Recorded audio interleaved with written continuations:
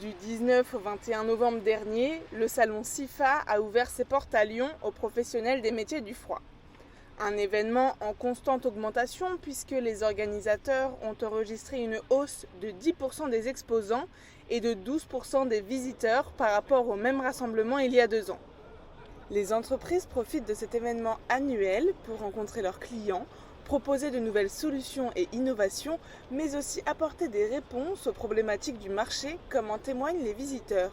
Je suis venu voir certains de mes fournisseurs, essayer de regarder un peu la veille technologique sur les produits de rupture et d'innovation, parce que ça fait partie de mes attributions chez Vinci Énergie. Ouais, de belles rencontres, des professionnels qui répondent efficacement à nos interrogations sur les orientations futures de notre marché.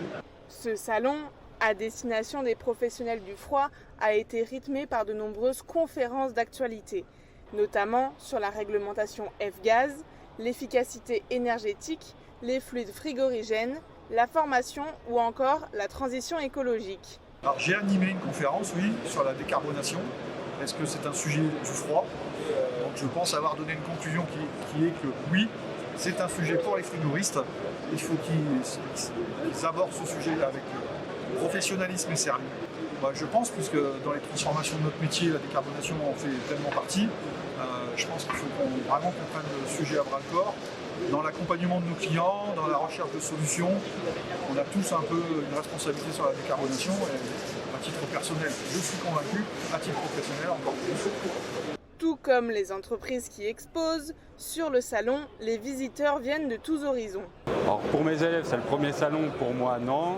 Nous on a déjà assisté, ça fait la 3e fois qu'on intervient là-dessus. Aujourd'hui on bénéficie de ce salon par le biais d'entreprises et de fournisseurs. Donc ce qui nous donne l'occasion aujourd'hui de pouvoir se présenter assez fréquemment. Aujourd'hui l'intérêt pour un terminal ou un première ou terminal bac pro on va dire, c'est surtout d'ouvrir les horizons pour qu'ils voient autre chose que le milieu auquel il est confronté tous les jours.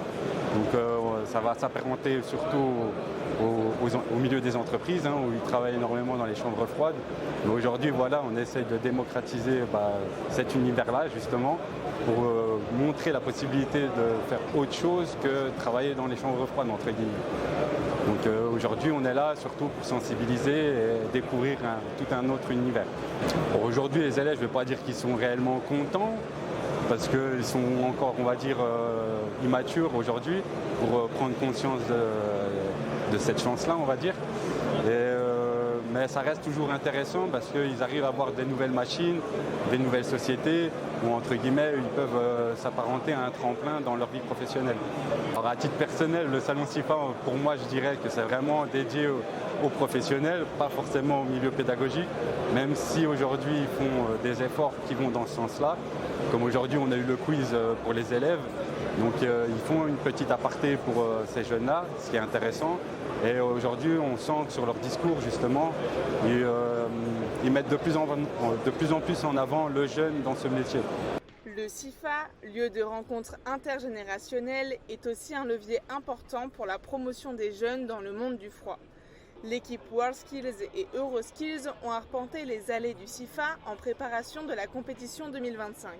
Pour les EuroSkills, le but c'est de trouver des partenaires pour avoir du matériel pour les entraînements et aussi pour la compétition qui sera l'année prochaine au Danemark. Maintenant, ça fait depuis 2019 que je suis investi dans les WorldSkills et EuroSkills, notamment avec Simon Lorceau qui s'occupe de la partie monde.